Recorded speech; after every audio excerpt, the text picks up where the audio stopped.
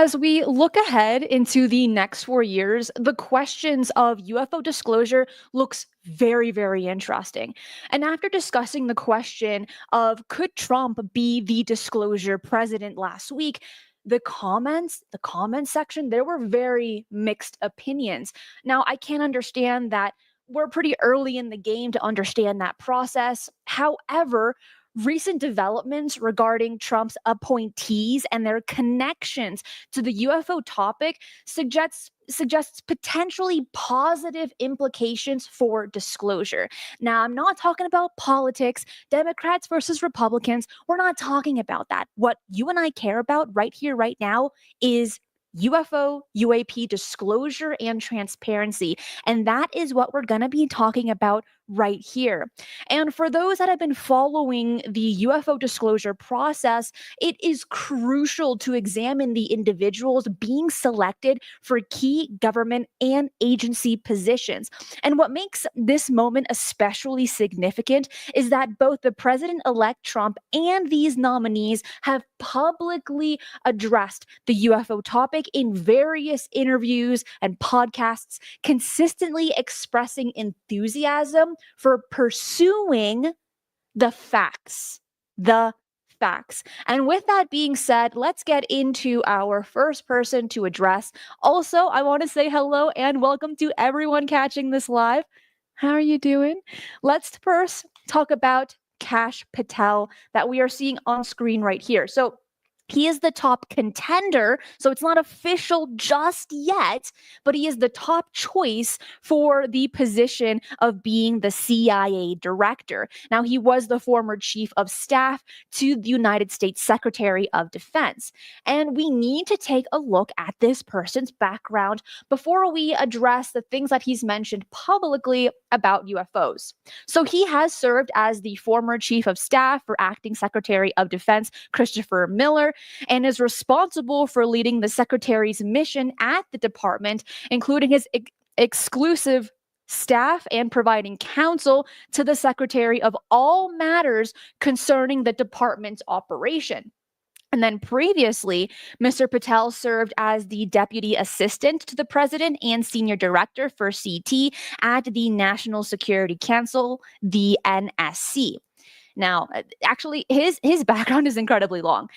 He has also served as the principal deputy to the acting director of national intelligence, where he oversaw the operations of all 17 intelligence community agencies and provided the president's daily briefings. That little sentence right there is very important, because if he becomes the director of the CIA, he will also be doing consistent briefings to Trump in the future.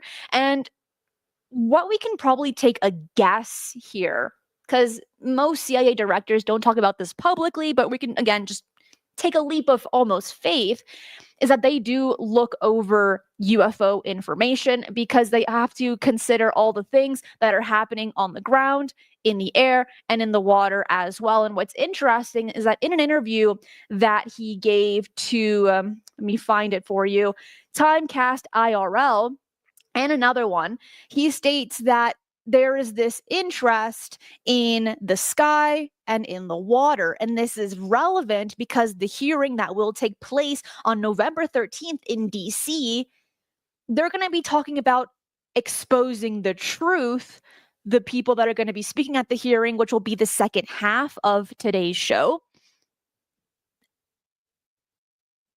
Gallaudet had stated that he has had not only an interest in USOs, which are UFOs seen underwater, but has also collected data on such things. And for Patel to say something kind of similar, that there is this interest and people under him are looking at UFOs under the water, USOs, there is this connection between Patel and Rear Admiral Gallaudet. Keep that in mind, because we're going to get back to that in just a moment. But what's also interesting here is that he had mentioned on Timecast IRL that him and his team and Trump want to disclose the JFK files, the 9/11 files, Epstein as well. And what's interesting here, actually, is that in that interview, he had stated that the president-elect wants to create an office where people can make those requests on those specific types of topics.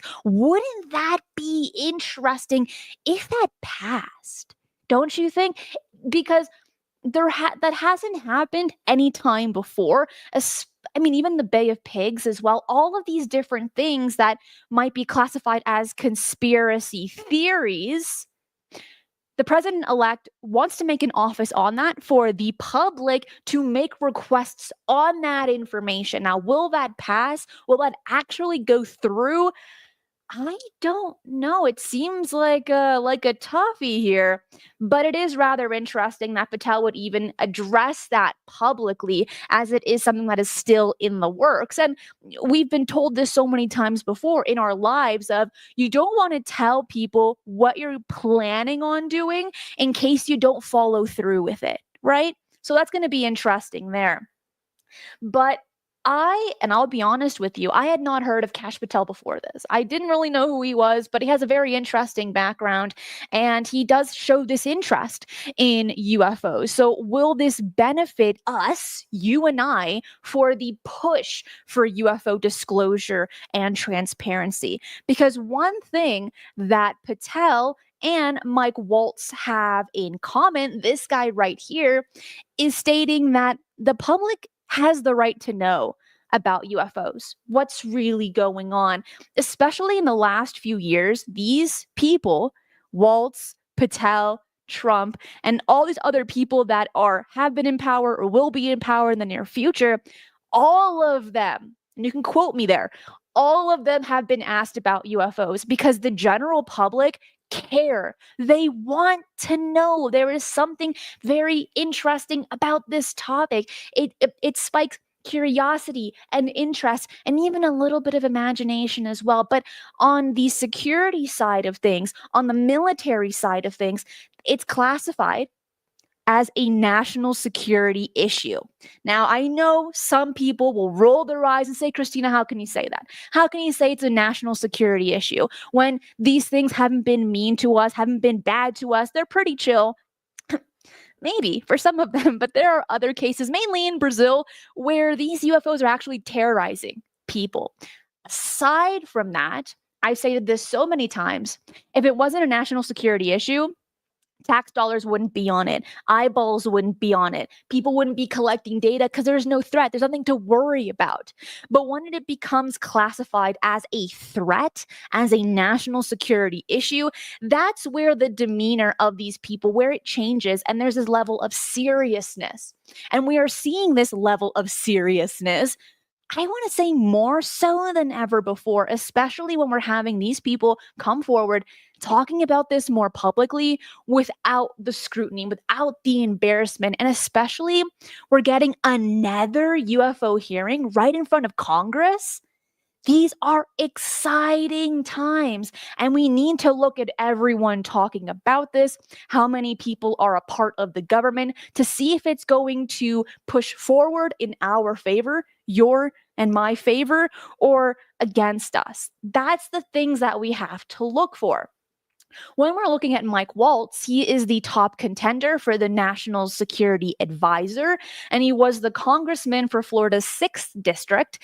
He has been in the military for 27 years. That's impressive. And something that's unique about military officials versus politicians is that it seems as if people in the military, they're classified as more brute, which is sad to say, but they act on their actions. That's what they do. And more so than politicians that just kind of fluff a lot of air, okay? So it's very, very interesting here. And I apologize for saying the wrong podcast for Patel. It's actually Timcast IRL, not Timecast. So thank you for those that corrected me in the live chat. And P says, it's exciting times. Yes, it is. And random content. What a funny name. Hi, guys. Well, hello right back at ya. So we really have to keep an eye out on these things. And there is more information about Mike Waltz here. But something really interesting that he mentioned in June of 2023 is, quote, if there is some type of alien craft or just something we completely out of this world can't explain, then in my view, I'm continuing the quote here, that's something that American people deserve to know. And I could not agree more with this because he is right. We have the right to know. And once we get this understanding, this true, real understanding that there is more out there than our petty little issues, it might make exploring space that much easier when we are more open minded. Because let's say we're a spacefaring species. We're having fun traversing the universe in our cute little rockets, hopping from planet to planet. But we've been told, no, we're the only guys out there. Nothing to worry about. And then bam, you come across some intelligent life and there's no protocol to manage it. It will be very dangerous, in all honesty. Having these conversations allows humanity, our civilization, to move forward and to actually, genuinely, truly become a spacefaring species. We need this information. And I think in the very near future, universities will require courses on the UFO phenomenon, on UFO cases, especially if you want to get a degree in astrobiology, astrophysics, so on and so forth. At some point, courses that you and I are talking about right now will become mandatory. And some colleges, like the University of Michigan, I believe, and the University in Texas, A&M, they already have courses on UFOs. It's very interesting. And a few community colleges as well. They're ahead of the game. They're ahead of the curve. But at some point, it will be mandatory. So you and I, we're on top of it. We really are. Brian, thank you for the $4.99. It says a bunch of people elected that don't care about the secrets of the deep state. This is interesting, and something that might take place is more of an interest in this. But today we are really talking about UFO disclosure and transparency more so than anything else. Again, we are pushing the politics aside. Doesn't matter what party you're in or you associate with. This is a bipartisan issue, and we've seen this for the last few years that these politicians, these representatives, these congressmen are genuinely coming together to talk about this openly and not with this level of us versus them, Republicans versus Democrats and vice versa. You see what I'm saying here? It truly is remarkable. But we have to bring up one more person, and that is Marco Rubio. He has very publicly spoken out about UFOs, the UFO whistleblower legislations, funding for Arrow that we're going to get into. And he's possibly going to be appointed for the Secretary of State. All of these people that I'm mentioning, they're not official just yet, but these are the highest contenders that will be chosen for these positions until further notice. I did look up on their social media. I did look up on the latest news items on these people, and they haven't commented officially on it yet, but so far it seems promising that these people will take these positions again until further notice. Random content says phenomena is beyond politics. It is. And if you were to bring politics in this, then it just gets too dicey. And again, you know what? Also gets a little boring. Being angry all the time and being argumentative all the time, it's boring. It's exhausting, and it is a waste of time. If we can all agree that this is a very important topic and conversation that we're having, we're going to get a lot farther than saying, oh, I'm right and you're wrong. That's how we get white hairs and more wrinkles, by being argumentative. So looking at Marco Rubio, he spoke to News Nation in June of 2023, stating that there is this official acknowledgement of potential UFO-related programs, particularly through his direct quotes about whistleblower fear, stating, quote, frankly, a lot of them, these UFO whistleblowers, are very fearful of their jobs, fearful of their clearances, and fearful of their career. Anna Paulina Luna mentioned something very similar to this in the hearing that took place in July of 2023 as well. But his statement, coming from his position as the Senate Intelligence Committee vice chairman back in 2023, adds substantial credibility to claims about clandestine UFO retrieval and reverse engineering programs. People had reached out to him personally, their names have not been disclosed, about these UFO programs, about things that they know about UFOs and potentially even reverse engineering programs as well. And he had stated to News Nation in 2023 of these guys are in fear of their lives. And right now, we do not have the best whistleblower protections, that these people can't come forward and be all happy that they're going to keep their jobs, keep their paychecks, and not be hunted down.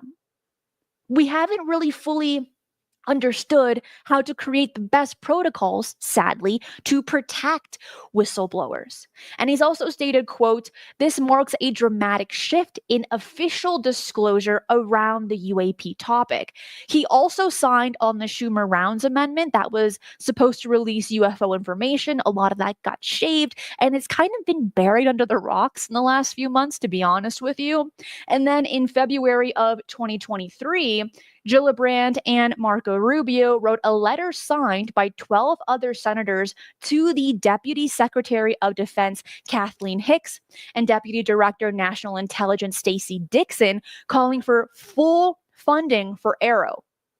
Again, this is during 2023, where AARO was in a different limelight. Now, it's not being favored as much as it was, but these 3 points right here are demonstrating his stance on UFOs, UAP, and UFO transparency and disclosure. And that's what matters. So if he does become the Secretary of State, it would be interesting to see how he would push the conversation forward for these topics that you and I care about.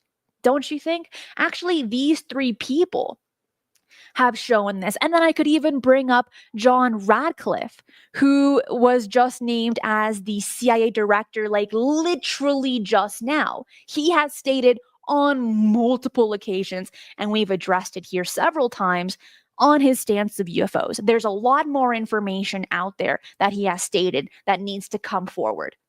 And so I'm just getting news here that Kash Patel will not be the CIA director. It's actually going to be John Ratcliffe. And you're hearing that right here, right now, live. So this is good news because Ratcliffe, more so than Patel, has very, very publicly mentioned his interest in UFOs, mentioning that it is so important that more information comes forward. And then on top of that, he has mentioned, I want to say it was on Fox News, that there is something to it. So for him to be named as the CIA director, this is very, very interesting. And again, this happened just now. I'm getting the news on this. So if Marco Rubio can follow suit, it's going to be a power team right there. At least I think so, for us, for UFO disclosure and transparency. Don't you think? It's going to be interesting. And I keep saying that word, but it sounds pretty cool. Android says, I'm stoked about Radcliffe. He has a good track record when it comes to an interest in UFOs, for sure. Totally stoked. Yes. TETS says, that's good news for once. Nice. It's going to be very cool.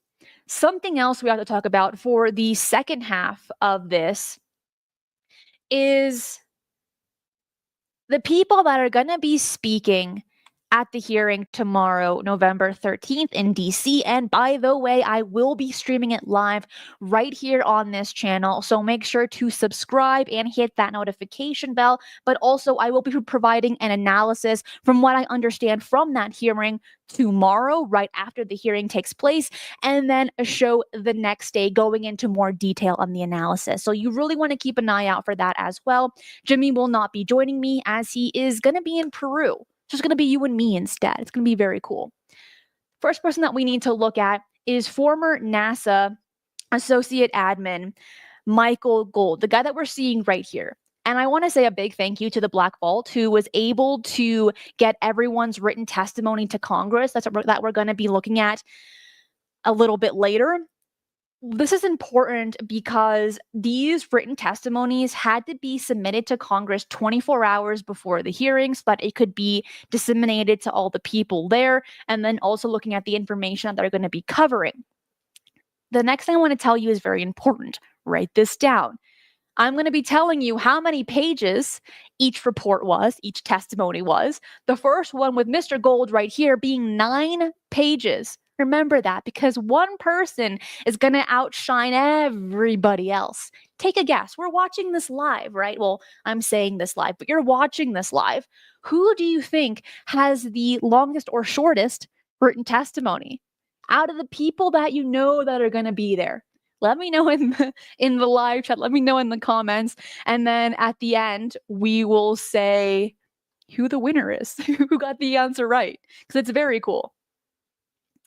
Roger, thank you for that. I really try to keep up to date on the news when it comes to UFOs, because that's what this is all about. That's how important this is to me, and I think for so many viewers and listeners as well. But sometimes this kind of news can so quickly be buried that it can casually be difficult to find on a basic search. This hearing is very easy to find. It's all over the place. It's very exciting. But the backgrounds on these people and their written testimonies haven't fully been addressed, at least by the mainstream media, just yet. Uh, you're getting too ahead of yourself, B. We're almost there. We're almost there. You guys are on top of it. Y'all are awesome. So looking at Michael Gold first, let's give a little bit of a background, because supposedly, I've been saying supposedly since the beginning, and then someone commented, it's supposedly Cristina. And now I'm very attentive to saying it correctly, but no one's ever corrected me before until just recently. So this is a supposedly significant adds significant credibility to the UAP discussion through his diverse background in both public and private aerospace sectors. As NASA's former associate administrator for space policy and partnerships, he led the development of the Artemis Accords and earns NASA's Outstanding Leadership Medal. And his experience spans leadership roles at Redwire, and notably, this is super important, the Bigelow Aerospace. What do we know about Bigelow? Specifically, Robert Bigelow. He has had an immense interest in the strange and the mysterious, and we know this from the time that he owned Skinwalker Ranch. So for Mr. Gold right here to be working for him, pew, pew, pew. Flags are jumping everywhere. Flashing lights. Big fonts. Very important. So when he was working for Bigelow Aerospace, he was a key contractor for government UAP research programs. Okay, this is very interesting. And his contribution of government service, a commercial space expertise, and his legal background holding a JD from the University of Pennsylvania Law School makes him uniquely qualified to address UAP policy matters. But then I went ahead and read his 9-page written testimony, and I'm going to let you make up your own mind. But here is the summary on that, because, of course, you and I are not going to read that live. That would take us all day to read all of these people's testimonies. But here he states that he allocates for a systematic, destigmatized approach to UAP research, as anybody should, with NASA playing a central role. Back it up, please, just for a moment. No. Why?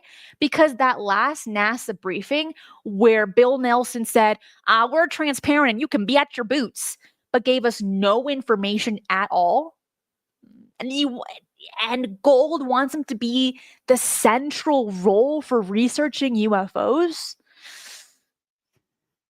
You know what? Maybe he might change my mind during the hearing tomorrow, but so far, no. And he argues that the historical stigma around UAP have impeded scientific progress, citing the delayed investigation of the Nimitz encounter as an example. And his proposals focus on practical, cost effective solutions like leveraging NASA's existing aviation safety reporting system, establishing their better civilian reporting protocols. Okay, I can see that is kind of promising. Okay, we want that to take place, but how many of these civilians reporting these protocols or reporting their sightings will trust NASA? NASA has lost some of their credibility, at least in the UFO community, with how they managed their UFO briefing last year. Or was it 2 years ago? A while ago. I think it was last year. It's disappointing. It really, really is. And then fostering an international collaboration. I hear you on that one. And then Gold frames UAP research as an opportunity for scientific advancements, emphasizing the need for transparency while balancing national security considerations, and approach designed to appeal both skeptics and believers in the phenomenon. So there are some pieces that I'm like, okay, I can understand that. But for NASA to be the central role when they are funded by the government, ugh, I don't know. I'm not seeing it as promising as he is. But hey, I have no problem being proven wrong. If anything, I want to be proven wrong, please. But so far,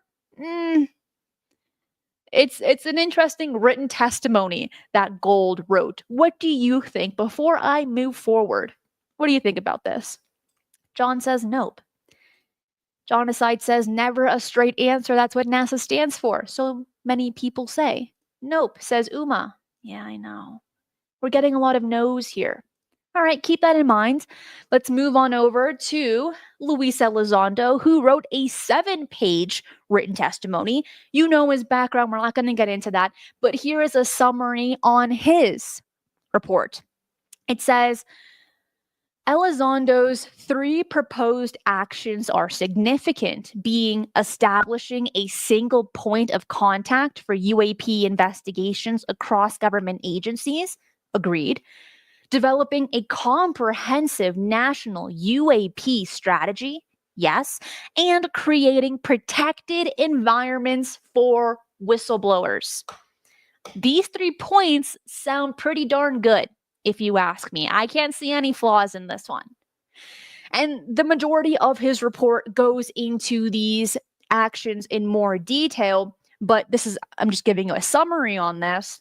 And I feel like these are very promising. This is important because previously, these different government agencies collect their own UFO data and they don't share it with the other agencies and offices. So it's a very convoluted topic, especially when attempting to collect research. So Arrow had a very difficult time coordinating the times to receive the data and to have all of these agencies cooperate with Arrow. And Kirkpatrick had mentioned this publicly with the CIA, NSA, and a few other agencies as well, where they just couldn't get on the same page. If we were to have a one point of contact for UAP investigations across government agencies, it would be a lot easier to collect data, and it would be hopefully even more easy to file FOIA reports, Freedom of Information Act reports. Because then we're just dealing with one agency versus a million of them, right? That, at least on paper, that makes sense. Loki says, I bet my boots and lost. Gotta buy some more boots, Loki. Gotta have a few if you want to keep betting them. Then we gotta get on over to retired Navy Rear Admiral Tim Gallaudet, who gave his 11-page written testimony. And he's a very interesting figure because, as I had stated, he is a former Rear Admiral, an oceanographer of the Navy, and an acting NOAA administrator. And his scientific background, having a PhD and a senior military experience, make him a particularly credible witness based off of the last hearing that we got with Graves and Grush and Fravor. There was a lot of questions of on their credibility. Now this time around, we're getting that credibility very quickly before the hearing takes place. People are able to do their own research. The last one, we didn't really know who was going to speak until just right before the hearing. No one had a clue. We were all in suspense, especially. Actually, no, we were all very much in suspense and we didn't really know what to expect. Based off of the people that I've mentioned so far, my expectations are steadily increasing, more so than I expected. But I'm not gonna lie, I do have higher expectations than I originally thought I was gonna have because of these people coming forward wanting to talk about this, especially with Tim Gallaudet showing a public interest in USOs. And he's spoken at multiple conferences, interviews, podcasts, and so on, talking about these exact things. In his written testimony, he he has recommendations that are particularly notable. And he calls for proper congressional oversight on UAP programs, passage of the UAP Disclosure Act and its Records Review Board provisions, and establishment of a comprehensive whole of government approach to UAP, and his emphasis on the socioeconomic benefits of open research through institutions like Harvard's Galileo Project. Shout out to Abby Loeb, and his concerns about constitutional issues regarding executive branch secrecy provides multiple angles for policymakers to consider. Then, according to News Nation, Gallaudet said that the planet has been visited by entities he described as non human. And he says he absolutely believes non human intelligent beings are real. And he says, quote, we're being visited by non human intelligence with technology we really don't understand and with intentions that we don't understand either. For him to state this with his background, and he's going to be speaking at the hearing November 13th that I'm going to be streaming right here on this channel, that is significant. If he can say that under oath, it will be in the congressional record. And it would be interesting what information and what data he can follow up on statements like that. As and with that being said, you can understand why my expectations are getting a little bit higher when doing the research on these people. Can you agree or disagree on this one? What do you expect for the hearing tomorrow? Based off of the one that we got last year and the people I've mentioned so far with their backgrounds and their public interest in UFOs/USOs. What do you think about this? John says, that's what I want to know. That's what I want to know too. Thank you, Adam. I appreciate that. And Brett, thank you so much for the $5. It says moon landing thoughts real. If they were to address that tomorrow, that would be unique because the title of this hearing is exposing the truth. What does that mean to them? To the congressman? And then what are going to be the following steps after they expose the truth? What's going to happen then? It's knowing these upcoming steps that matter just as much as exposing the truth. And Tom, thank you so much for becoming a YouTube member. That is so awesome. Jessica says, I guess we'll find out tomorrow. I am sitting in anticipation. I am rather curious on how they're going to be prepping for this, how they're going to address this, both the people asking the questions, the congressmen, and then those sitting on the other side being questioned. gonna be cool. I got one more person that we got to address, and that is Michael Schellenberger. And let me tell you, his written testimony was 219 pages. And let me applaud him for that. Why? This is, out of all the reports or the written testimonies, this is the one I highly recommend to read. Now, it's a whole darn book, I know.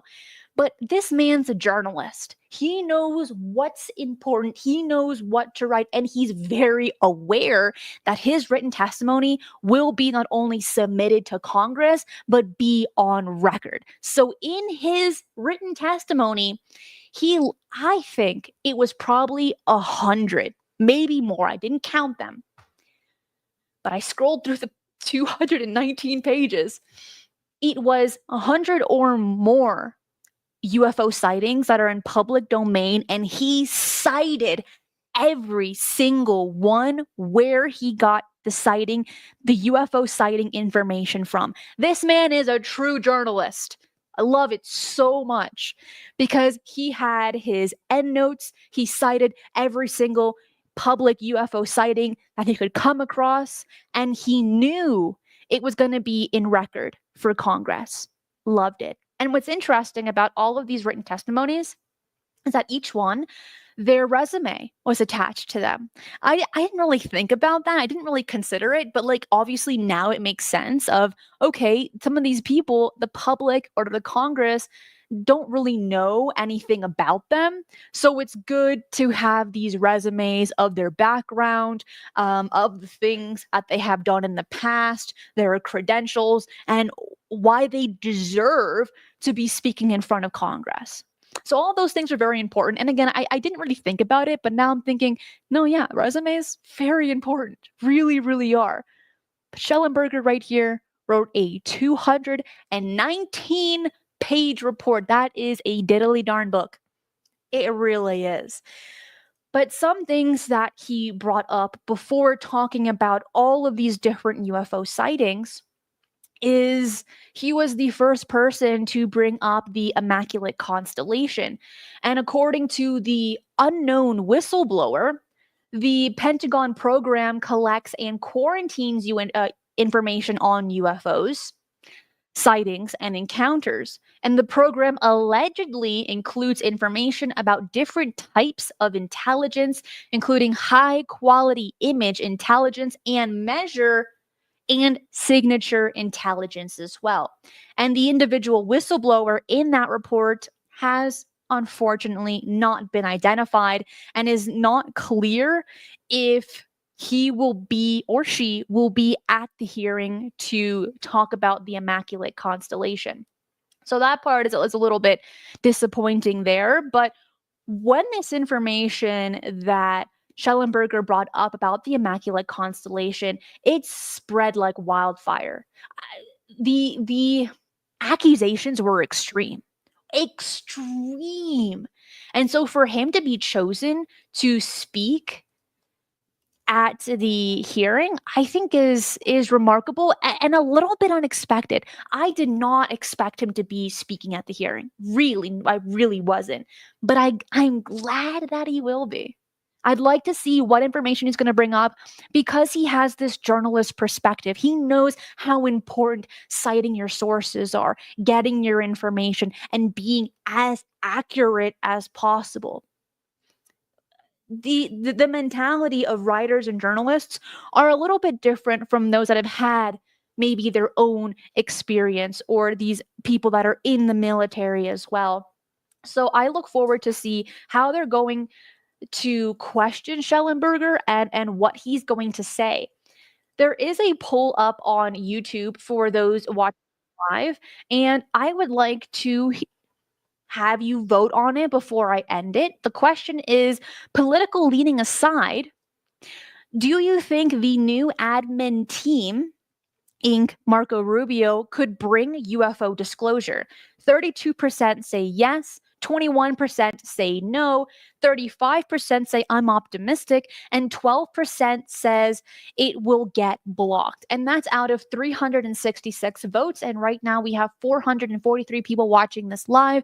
If you're enjoying the show, hit that like button right down below and subscribe if you haven't already, as this is what we cover. We cover UFO news, UFO information, UFO cases as well. And of course, we will be streaming the hearing tomorrow. So make sure to hit that notification bell so that you know when it happens. It's at 11:30 EST, but if you're on the West Coast, it's kind of early. It's actually very early, but we're going to be there anyway, you and I, against the world. All Work says, I'm optimistic, but not expecting much. Adam says, high quality intel is rare. It is, especially when they're willing to come forward or even share that information. Very rare, but the times are changing. That's the exciting part. And we're seeing it happen right in front of our eyes, is that this topic and all the things that are happening around it, we're seeing the ball rolling, I think more so than previous years. Let's see. Margaret says, never trust a too good looking man. CIA all over, I tend to think. At least now we know what Margaret's type is. It's Michael Schellenberger, isn't it? Well, that is it for today's show. If you want to speak with like-minded people, come over to my Discord server. It has almost 4,000 other like-minded members where you can share your thoughts, your insights, your experiences, and more. That link is in the description box below, and I know one of my amazing moderators will share that link in the live chat for you as well. I will see all of you tomorrow. Be safe, and remember, keep your eyes on the skies.